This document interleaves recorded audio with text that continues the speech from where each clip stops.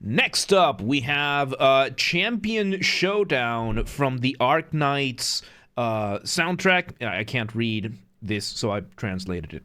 So, once again, everybody, this is a Basterd's LFA, a layman-friendly analysis. I'm a professionally trained musician, a composer, and my objective here is to explain things in a way so that you don't have to be one to understand what is happening here, musically. So, if you like the sound of that, make sure you're following the channel, subscribe to the channel, whatever term you want to use, like the video, share the video, leave a comment, turn on notifications, become a member, all that good stuff. Once again, at the time of recording, we recently passed 4,000 subscribers on YouTube. Thank you so much, everybody, for being here. I really appreciate it. I do not take this for granted, and I am grateful that I get to do this at all. And challenge for y'all. If we somehow hit 10,000 subscribers before Christmas 2025, I will take a single fan fiction of the choice of the community, anything. I will produce, record, and fully voice act an audiobook for that. It has to be legit, though. No botting, no duping, nothing like that. We do things right here. So yes, we do that. And if you are a member on YouTube, if you have a paid membership, you get early access to the content. I schedule the videos for the week on Saturdays. And if you have a paid membership, you get access to the videos for the week on Saturdays. So consider becoming a member today. Two disclaimers on top of this. This is my first time hearing this, listening to this. So I will be pausing a lot. And I will be speaking a lot, as if you haven't noticed yet, because I'm going to be pointing things out and explaining things as I hear them or as I realize them. So no point in you coming to my comments being like, you're talking too much, you're pausing too much. I just told you that is exactly what I'm going to be doing, and I will do it again.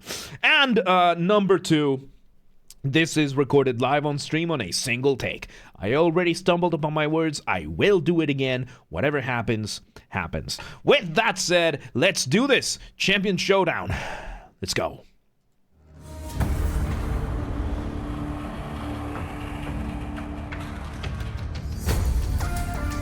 Okay, so we start with an initial hit, giving us that initial drum, giving us that atmosphere, mainly basses with some distant hits of percussion, entirely for texture. Let me go back a couple of seconds so that I can hear the change after that. But it's a good way of starting. I thought it was going to last a little bit longer. Let's see where this goes.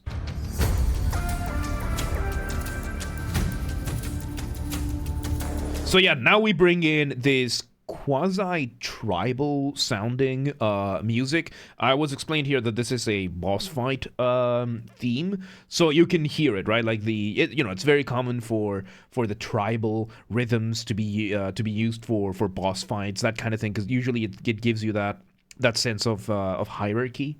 So really, really cool. And then we have the synth giving us our motif. Motif being the smallest version of your musical idea, the seed, the essence from which everything else comes from. And yeah, just really, really cool percussion going on here. Really, really cool melody.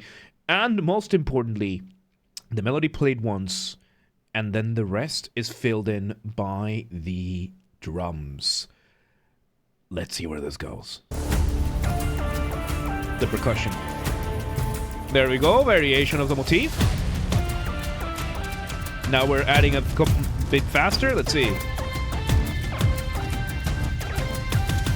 Variation of the motif.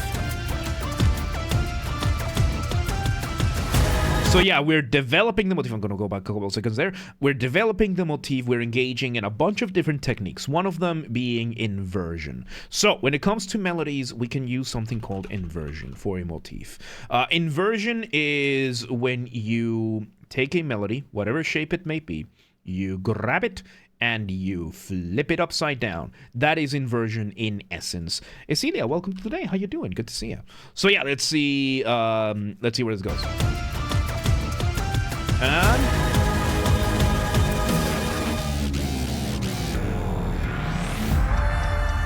okay, so we bring this moment, we climb up, we bring up the tension, and we resolve this with a modulation. Okay, so modulation. Yes, I just drank water. You see, I got it. I got you. So, modulation. The concept of modulation brings us... I have to take a couple of steps back. So, in music, you have 3 elements. Melody, harmony, rhythm. Melody is, the motif. You heard it's the individual horizontal lines. Rhythm is time, beat, speed, that kind of stuff. But harmony is a little bit more complicated than that. Harmony is the chords that you use, the chords that you get, how these chords relate to one another, what scales you can make out of these chords, what's the relationship between the scales, the relationship between the relationships between these scales, that kind of thing. It's a lot more extrapolated. It is by far the most complicated aspect of music, and it goes a lot. But within that concept, we have the idea of modulation. So modulation is what happens when you go from one set of chords to a different set of chords. And these are, determined by what is called a key signature. So we were in one set of chords just now, we were playing in that chord, and we resolved it in a different one. This type of modulation, I believe, I did not hear any common chord, so this would be a direct modulation. We were in key signature, chord group number 1, and it resolved. We immediately are in key signature chord number 2, giving us this very, very weird sense of displacement. A very weird sense of displacement. Very epic, too. Very epic. Very risky move. Very, very risky move. But it worked. Let's see where this goes. Variation of the melody there. Ooh. Oh, okay, so now we bring in this synth that is kind of playing the role of a guitar kind of thing, and it's man, this is fun. So we have this going on here with this rhythm giving us a new accompaniment, and we bring in these vocal layers in the background, giving us another melody. I think it's a variation of the melody. Really cool, really good stuff, man. It's just really, really awesome. I love this kind of thing because now it gives us a flying melody. That was the concept. I was trying to weave my way into my mind, be like, bring me the concept. Flying melody. Flying melody is a colloquial term that I use. By colloquial, I mean there's no academic term for this, or at least I'm not using it for the sake of explaining things and simplicity. Flying melody is you have a bass line, drum line, middle line, like accompaniment that is pretty busy compared to everything. Like, it's pretty busy, pretty active, and then on top of that, you have a melody, slower, simpler than everything else, just flying across the landscape that the composer has created. And that's what we're getting with these female voices, which female voices have that advantage that they are very high in that sense, so it's very easy to hit those higher notes with that. Let's see where this goes. Variation of the motif. And those vocals. And I think the vocals are giving us an elongated version of the motif. So elongation is making something slower so that it takes longer to play out. The opposite of elongation is reduction. And we're getting this really cool, man. We're getting this really cool. And we're getting this kind of call and response, I believe, between the vocals and the synth. So call and response is basically a musical conversation. The synth played the melody, and as soon as it ended, the vocals answered with their version of the melody. It's a very, very cool thing to do. It gives the music a sense of life, of dynamics. It gives it a sense of dynamics that goes beyond just being louder or soft, right? Because dynamics in music is usually refers to how loud or how soft you're playing. In this case, it just gives it more motion. So yes, let's see where this goes. Oh, we changed the rhythm off the ramp. And off the ramp we go. I'm gonna go back a second because I heard that.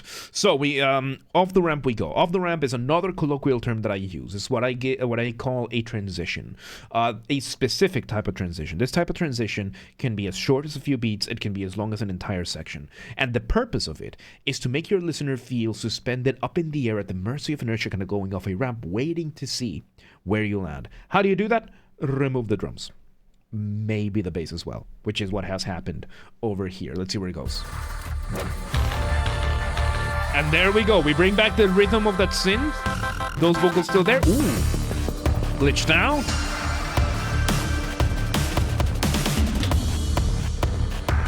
Oh, we start messing around with the rhythm.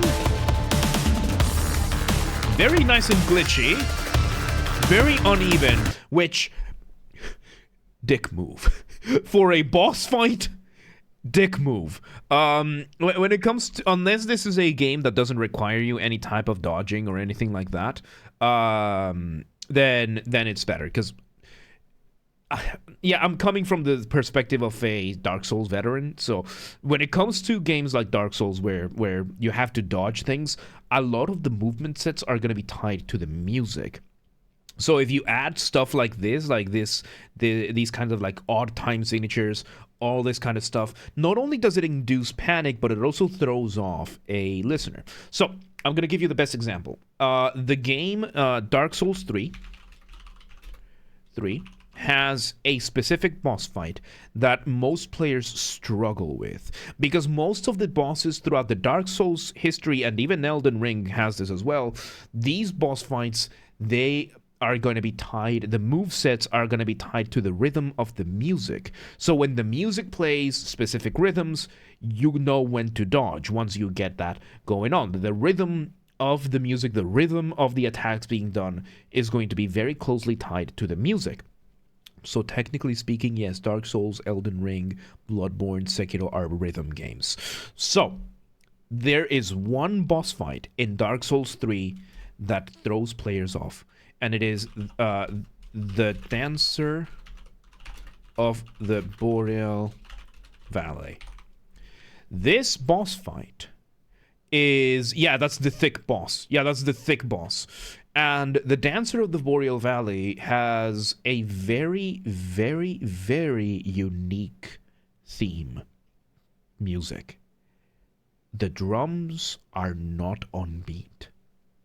The drums in the Dancer of the Boreal Valley are not the beat. They are there to throw you off.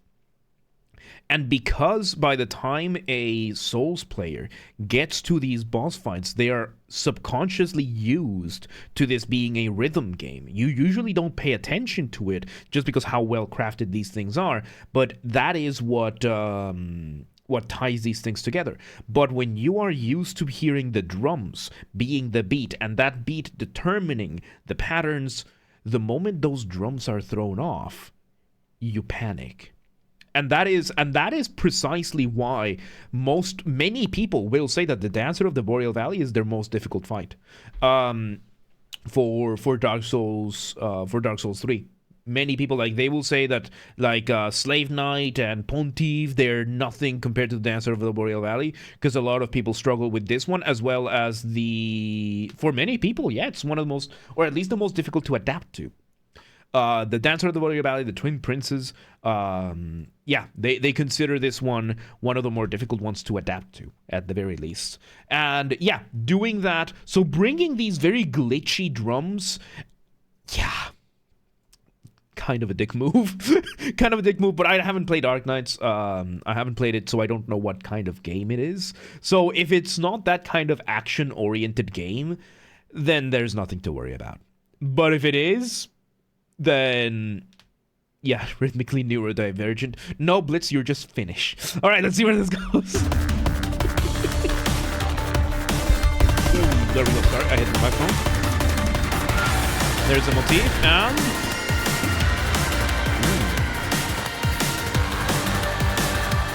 okay, so we have another flying melody going on, and this is more of a transitionary phase going on over here. So we are mainly focusing on the bass, and right now the bass and this flying melody are giving us this parallel. I don't think they're the same. I don't think they're the same melody, but they're giving us very, very, very cool. Let me just see where it goes. Oh, a couple of bit of so yes, these moments where the drums are doing real-time strategy tower defense, but can be quite complicated. Okay, but there's no like dodging mechanic or anything like that. It's tower defense. I love tower defense, so I'm definitely not going to check this game out, because last time I checked the game that I loved the genre of, I ended up playing Path of Exile. And there's a video on this channel where it shows you my 2024 Steam and how much I got addicted to Path of Exile. Those of you who were here during 2024 saw it happen. But yeah, I started playing Path of Exile in February of 2024. I stopped playing in October 2024. I played 1,100 hours during that time. That is 20% of my living time. Not waking time, 20% of my time. We did the math with Dunkel. I mean, during 6 months, because by October I slowed it down a lot more. So most of my playtime was between February and August. So within 6 months, I played 1,000 hours, which was 20% of my time in general. And I was still working and streaming and doing stuff with my friends and everything. Yeah, I don't know how the hell I did it, but yeah, I'm not doing that again. And Meteorite, thank you for the follow. Welcome to the Mosh Pit. Welcome today. With that bit of lore out of the way, let's see where this goes. Oh yeah, I was going with the rhythmic displacement. So drums, those little moments where the drums kind of glitch out or push around, that is called rhythmic displacement. It's a very, very cool way of giving rhythmic displacement. It's a really cool way of giving a bit of extra motion to your music. It's just fun. It's just a fun thing to do, especially with electronic music and how easy and easier for the ear it is to chop up your music like this. Really well executed. Let's see where it goes. Excuse me.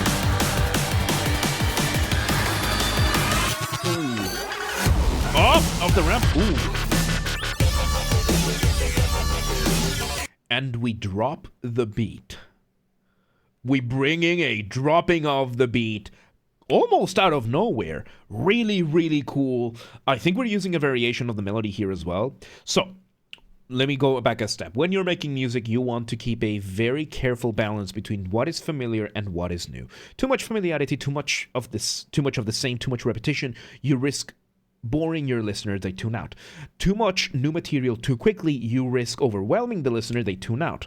So usually you want, that's why motifs and riffs and phrases, and you want to revisit and you don't want to overdo things like this here and there.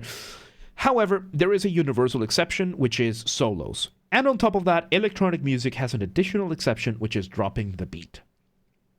When you drop the beat, you get carte blanche. You get the blank check. You get to do pretty much whatever you want, as long as it sounds cool. As long as it sounds like it fits enough and it sounds cool, you can introduce as much material as you want. As much new material as you want, and if it sounds cool, you can get away with it. We're using new rhythms here. We're just bringing in new stuff. I think the melody is a variation of the motif, which acts kind of like a common thread. But let's see where it goes.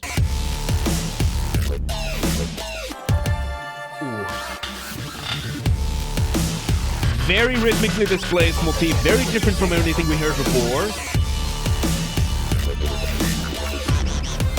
Oh, I like all these little elements. We bring the chords back. Oh, I like the chorus there.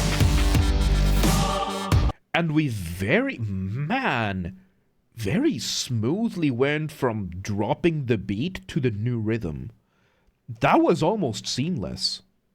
We went from this is dubstep whoop whoop central to this is a boss fight. Here's the chorus. It is really cool, man. That was smooth. That was smooth. I almost didn't notice it. Oh, it was awesome. Let's see where it goes. We spin it up and then off the ramp again. We're playing that motif again. Bringing back that initial percussion. We are engaging in a partial recapitulation now. Recapitulation is just when you revisit material. Pretty good for this kind of moment, this kind of off-the-ramp bridge kind of thing. Let's see where it goes.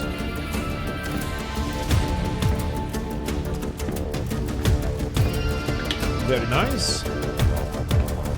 Those two hits of the bass drum, very reminiscent of what we just heard. That melody up there, familiar enough. You speed this up. How are you gonna end it? Ooh. And we push off the ramp a little bit more. So we should be entering climax territory now. We build up, and we modulate again. And we bring now the voices again. I think we're doing the same thing we did earlier. Let me just go back a couple of seconds. Yep. Drums a little bit different, but pretty much still there. Those flying melodies. We bring in those synths now. Oh, really cool. Slow down a little bit, giving that rhythm. And we accelerate the drums. We just accelerate. We basically repeat. We bring in some of the whoop whoop of the dubstep. The melody has stayed pretty much the same. And now we speed up the drums. Just goes to show how important drums are. Getting the right rhythm and everything. I'm bringing it up. I hadn't brought it up all day. Almost all day. Only once. So, if you want to hear a great example of how much drums can really affect a piece of music, listen to the intro of The Mirror by Dream Theater. The guitar for the first minute is doing the exact same thing. Jong, jong, jong, jong, jong, jong, jong, jong, jong. For a full minute. The drums, the bass, the synth, everything else around it just changes around, and there are moments where you legitimately are gonna have trouble telling, is the guitar still doing the same thing? So yeah, no, really, really cool. This is one of the most obvious examples, and right now in a more subtle manner, because this has been very, like, the changes in this track have been very, very subtle. It's insane. You were expecting the Uncanny Valley graph? I don't think it fully applies here. But yeah, I don't know. Let's see where this goes. Okay. So it was brought up, so I'm gonna have to explain it. So for people who haven't seen it, so I have my own version of the Uncanny Valley. So we have the graph here, and for those of you who don't know, the Uncanny Valley is a graph of basically how realistic, it's usually used for visual media, of how realistic machines get. The more realistic they get, the more we perceive them as real. But then there's a point in which they become realistic enough, but not enough, that our brains just say, no, that's unnatural. No. So go rest and study, valid user. So yes, so we have this, and for me, I have my own version of this. For music, which is immersion on this end, and then music quality over here. When it comes to music, the Uncanny Valley of music is really good. It's a really good place to be. So yeah, there's the better the music, the more immersed you are. And then there's a point in which the music is so good that you just have to stop. Your immersion is completely broken because the music is incredible and you just want to absorb that. And then it continues going, where the more immersed you are, the more locked in you are. A game that does this fantastically is Killing Floor 2. The Killing Floor 2 music's going to be over here. Like, it's not the greatest music usually because it's just licensed music, so it's not composed for the game. But it doesn't matter. You're locked in. You're killing the Zeds. You're doing all this really, really cool stuff, and you're locked in. So yeah, these three spots are the three spots you want to be in the Uncanny Valley of music. You want the music to be good enough, but to just lock in your listener. You want to be in the point where the listener, like Expedition 33, is one of those where the music is either going to lock you in, or you're just going to have to stand back, take a moment, and just absorb it. And then there are moments where it's just The music is super top notch. We are all the way up. We are locked in. So yeah, it should be renamed because Uncanny is Uncanny, but the music version ain't at all. Yeah, no, that's why I'm calling it the Uncanny Valley of Music, which is just separate because the graph is pretty much the same. It just has something else. Yeah, I need to come up with a different name, but I'm bad with coming up with names, so there's that. Anyway, let's see where this goes. So yeah, no, this is really, really cool stuff. We changed the drums around. Let's see where it goes.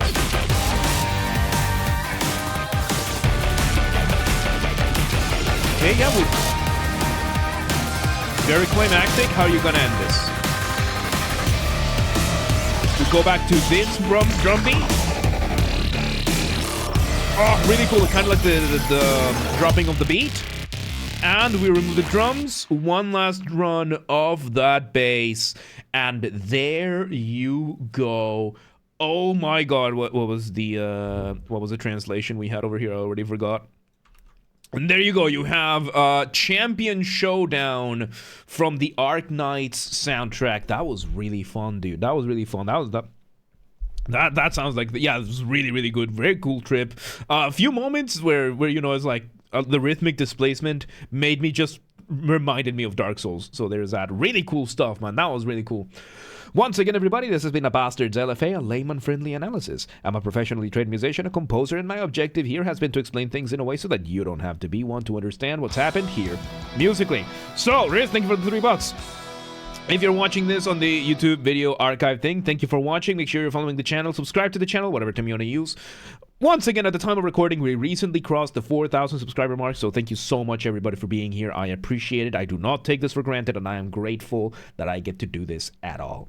So like the video, share the video, leave a comment, turn on notifications, become a member. Members get early access. And by the way, for subscriptions, once again, challenge. If we somehow hit 10,000 before Christmas 2025, you guys get to pick a fanfic of whatever you want.